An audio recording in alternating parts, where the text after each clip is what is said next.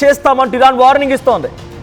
నువ్వు దగ్గర పంచాయతీ చేసుకుందాం, నేను క్లియర్ సార్ట్అవుట్ చేద్దాం, పంచాయతీ అయిపోయిన తర్వాత మనం ఈ సమస్యను ఫుల్ స్టాప్ పెడదామని చెప్పి చర్చలు జరుపుతూ ఇంకోవైపు దాడి చేస్తావా? ఇది ఐఆర్జీసీ అడుగుతున్న క్వశ్చన్.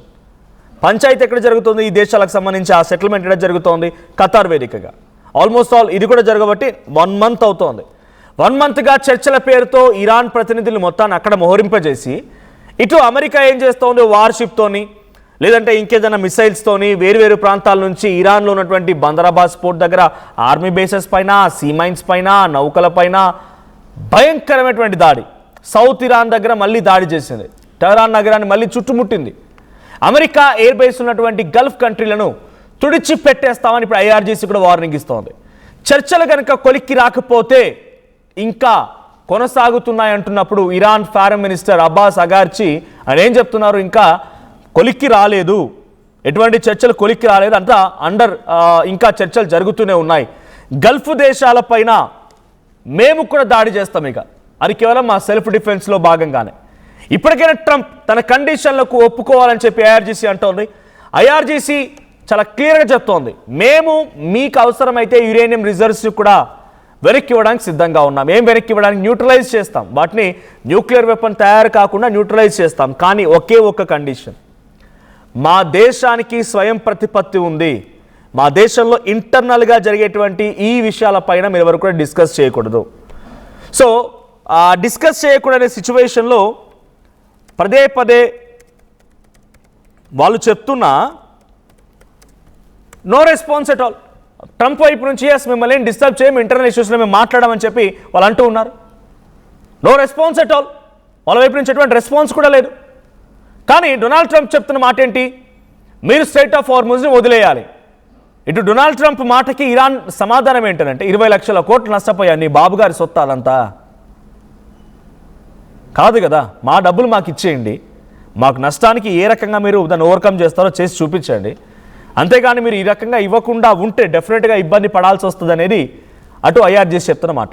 మీరు ఓవైపు చర్చలు అంటూనే ఇంకోవైపు దాడి చేస్తున్నారు కాబట్టి మేము కూడా మీ గల్ఫ్ కంట్రీస్ పైనటువంటి అమెరికా స్థావరాలపై దాడి చేస్తాం, అది కేవలం ఆత్మరక్షణలో భాగమే అబ్బాస్ అగార్చి చెప్తున్నమాట.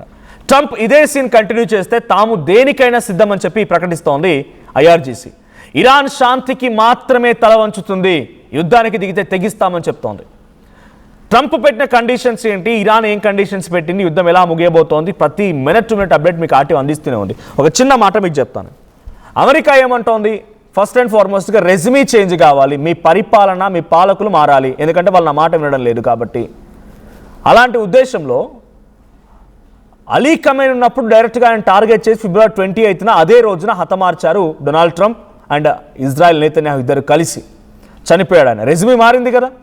సుప్రీం లీడర్గా అలీ ఖమేనీ కుమారుడు ముస్తఫా ఖమేనీ వస్తే ముస్తఫా ఖమేనీ యొక్క నియామకాన్ని కూడా వ్యతిరేకించారు. వ్యతిరేకించడంతో పాటుగా ఆయన కోమాలో ఉన్నాడని, ఆయన ప్రాణాపాయ పరిస్థితిలో ఉన్నాడని, వెంటిలేటర్ పై ఉన్నాడని, ఆయనకి లేవలేడని, చచ్చిపోయాడని చెప్పి రకరకాల ప్రచారాలు కూడా అమెరికా వైపు నుంచి వినిపించాయి. కానీ దాన్ని తిప్పికొట్టింది ఇరాన్.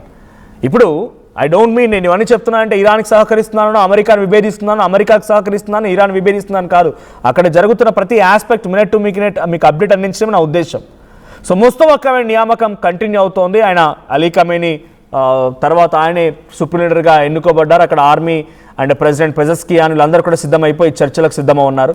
సో చర్చలకు సిద్ధమైనటువంటి నేపథ్యంలో అమెరికా డొనాల్డ్ ట్రంప్ ఏం చేశారంటే చర్చలు సిద్ధమని చెప్పి సాయంత్రానికల్లా పిలుస్తాడు, మరుసటి రోజు మార్నింగ్ దాడి చేస్తాడు. ఈరోజు సాయంత్రం చర్చలు జరుగుతాయని చెప్పి మాట్లాడుకొస్తాడు. 1-2 డేస్లో మొత్తం ముగుస్తాయని చెప్తాడు. నెక్స్ట్ డే మళ్ళీ అటాక్ చేస్తాడు. ఈ రకంగా జరుగుతున్నాను, ఇట్స్ గోయింగ్ ప్రాసెస్. సో ఇక్కడ కండిషన్స్ ఏంటి? ఫస్ట్లీ మా ఫారెన్ రిజర్వ్స్ని ఎత్తేయాలి, ఇరాన్ పెట్టిన కండిషన్. తర్వాత మా దేశాన్ని మేము పరిపాలించుకోగలుగుతాం, నీ ప్రమేయం ఇక్కడ ఉండకూడదు. స్ట్రెయిట్ ఆఫ్ హార్ముజ్ దగ్గర మేము టోల్ ట్యాక్స్ వసూలు చేస్తాం. మా దేశానికి జరిగినటువంటి నష్టానికి మీరు మాకు ఆర్థిక సహాయం అందించాలి. యురేనియం నిల్వలు మా దగ్గరే ఉంటాయి, యురేనియం నిల్వలు మేము ఉంచుకుంటాం, మా ఇష్టం, అది మా దేశానికి సంబంధించిన వ్యవస్థను మేము చూసుకుంటాం. ఇది ఫస్ట్ డే ఇనిషియల్గా 6 కండిషన్స్ పెట్టింది. ఆల్మోస్ట్ 10 కండిషన్లు, దాంట్లో మెయిన్ 6 కండిషన్లు ఇరాన్ అమెరికాకు పెట్టింది. ఇరాన్ కూడా 12 కండిషన్లు పెట్టింది. ఇరాన్ పైన అమెరికా కూడా 12 కండిషన్లు పెట్టింది. అన్నిటికీ యాక్సెప్ట్ చేస్తాం, కానీ ఒక విషయం మాత్రం యాక్సెప్ట్ చేయం, యురేనియం రిజర్వ్స్ మీ దగ్గర ఉండకూడదు. మీరు ఎట్టి పరిస్థితుల్లో కూడా అక్కడ యురేనియం రిజర్వ్స్తో మీరు తగాదా అంటే న్యూక్లియర్ పవర్ రెడీ చేయడం కానీ ఇంకేదైనా రెడీ చేయడం లాంటివి ఉండకూడదు. ఇది డొనాల్డ్ ట్రంప్ పెట్టిన కండిషన్. ఫైనలీ దానికి కూడా యాక్సెప్ట్ చేసింది. ఇక స్టేట్ ఆఫ్ హార్మోజ్ దగ్గర టోల్ ట్యాక్స్ వసూలు చేయడం అని కానీ, ఆర్థిక సహాయం చేయడం అని కానీ చర్చిద్దాం, ఇవన్నీ కూడా ఎలా ఉంటుంది ఏందని చర్చిద్దాం. కానీ మీరు యురేనియం రిజర్వ్స్ని ఎట్టి పరిస్థితుల్లో కూడా ఉంచుకోకూడదని అంటే, మొన్న పెజెస్కియాన్ ఒక ఇంటర్నేషనల్ మీడియాతో ఇంటర్వ్యూ ఇస్తే ఏం మాట్లాడుకొచ్చారు, యురేనియం రిజర్వ్స్ని కూడా న్యూట్రలైజ్ చేయడానికి సిద్ధంగా ఉన్నాం మేము, we are ready to sacrifice that too, we want only peace, మాకు శాంతి కావాలి, ప్రపంచ శాంతి కోసం మేము మాట్లాడతాం, మీలాగా మేము మాట్లాడము, యురేనియం రిజర్వ్స్ని కూడా న్యూట్రలైజ్ చేసుకుంటాం ఒకే ఒక చోట, అది నతంజానా, ఫార్దో లేదంటే ఇస్ఫహాన్, ఈ 3 ప్రాంతాల్లో ఒక చోటే న్యూక్లియర్ రిజర్వ్స్ ఉంటాయి, యురేనియం రిజర్వ్స్ ఉంటాయి, మిగిలినవన్నీ కూడా న్యూట్రలైజ్ చేస్తామని ఇరాన్ అనౌన్స్ చేసింది. కానీ మా ఆర్థిక పరిస్థితి సంగతి ఏంటి, మమ్మల్ని ఇంత నష్టపరిచిన తర్వాత మేము ఎలా రిట్రైవ్ అవ్వాలి, ఇది క్వశ్చన్ చేస్తోంది ఇరాన్. IRGC పెజెస్కియాన్ క్వశ్చన్స్ ఇవి. మాకు ఇక్కడ స్ట్రెయిట్ ఆఫ్ హార్మోజ్ దగ్గర టోల్ ట్యాక్స్ వసూలు చేసుకుంటాం నో అంటోంది మార్క్ రూబియో. భారతదేశ పర్యటనలో కూడా మాట్లాడుకొచ్చింది అదే ఆయన, స్ట్రెయిట్ ఆఫ్ హార్మోజ్ దగ్గర టోల్ ట్యాక్స్ వసూలు చేస్తా అంటే మాత్రం యాక్సెప్ట్ చేయం. ఫారెన్ మినిస్టర్ ఆఫ్ అమెరికా మరి వాళ్ళపై అటాక్ చేసి, వాళ్ళని దాడి చేసి, వాళ్ళని హతమార్చి, వాళ్ళని చంపేసి, ఆ తర్వాత మేము అలా చేయకూడదు, మీరు టోల్ ట్యాక్స్ వసూలు చేయకూడదు అని చెప్పే కండిషన్ ఇరాన్ పైన అమెరికా పెట్టడం ఇది తప్పు అని ఇరాన్ భావిస్తోంది.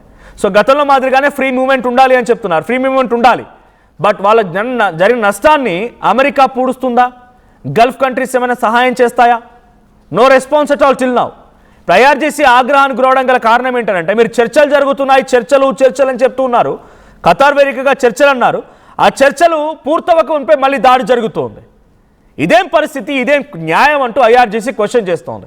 మీరు ఇలాగే కంటిన్యూ చేస్తే శాంతి కోసం అయితే మేము తల వంచుతాం, కానీ యుద్ధం అంటే మాత్రం తెగిస్తాం, ప్రాణాలు సైతం వదిలేయడానికి సిద్ధంగా ఉన్నాం. మీరు నమ్మరు, ఇరాన్ ఒక పిలుపునిచ్చింది, అమెరికాలో సైన్యం వస్తోంది, అమెరికా వార్షిప్స్ వస్తూ ఉన్నాయి, మన దగ్గర సైన్యాన్ని చంపేస్తూ ఉన్నాయి, మన సైన్యం రోజు రోజుకి తగ్గిపోతోంది, మన సైన్యంలో చేయడానికి మనుషులు కావాలి అని అంటే 18 సంవత్సరాల యువకులు కొన్ని లక్షల మంది IRGCతో, ఇరాన్ ఆర్మీతో జత కట్టడానికి సిద్ధమైపోయారు. ఇరాన్ ఆర్మీతో జత కట్టారు కొన్ని 12 లక్షల మంది అన్నట్టుగా తెలుస్తోంది, ఓ కౌంట్ 12 లక్షల మంది వచ్చి జత కట్టారు ఇరాన్ ఆర్మీతో. దేనికోసం, అమెరికాపై పోరాటానికి మేము కూడా సిద్ధంగా ఉన్నాం, మా ప్రాణాలు కూడా వదిలేస్తాం అవసరమైతే అన్నట్టుగా. అలాంటి IRGC ఇప్పుడు మళ్ళీ అమెరికాకు వార్నింగ్ ఇస్తోంది, ఓవైపు చర్చలు అంటూ ఇంకోవైపు దాడులు చేయడానికి తీవ్రంగా ఖండిస్తోంది IRGC. నిజంగా IRGC కనుక మళ్ళీ గల్ఫ్ కంట్రీస్ పైనో అమెరికా వార్షిప్స్ పైన అటాక్ చేయగలిగితే, చేయాలని నిర్ణయించుకుంటే యుద్ధం మరింత తీవ్రతరమయ్యే అవకాశం ఉంది. కానీ డెఫినెట్గా డొనాల్డ్ ట్రంప్ యొక్క అహంకార భావానికి ప్రతీకగానే చూడాలి.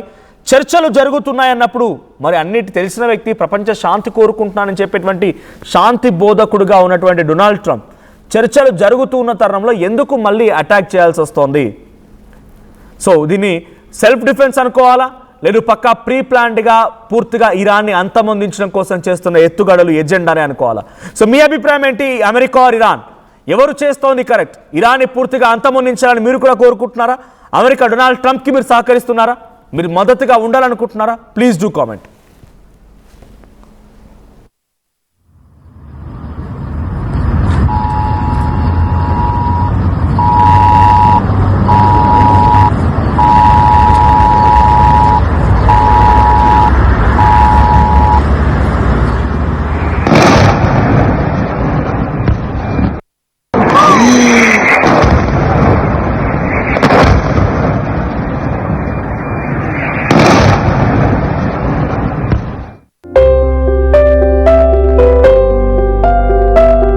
చిన్న చిన్న ఆనందాలు 35 ఏళ్లుగా నా జీవితంలో లేవు.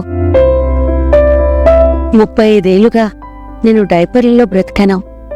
6 సెంటీమీటర్ల ఫిస్టులా నా మూత్రాశయంలో లీకు కారణమైంది. ఎవరూ నాకు సహాయం చేయలేకపోయారు. AINUలో వైద్యులను కలిసే వరకు. అక్కడ వారు రోబోటిక్ శస్త్రచికిత్సతో నాకు పరిష్కారం ఇచ్చారు. వారు నా ఆత్మవిశ్వాసాన్ని కూడా తిరిగిచ్చారు. Precision care makes it possible.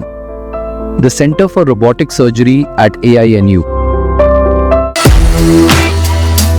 At KL, experience what it feels like to be a true engineer.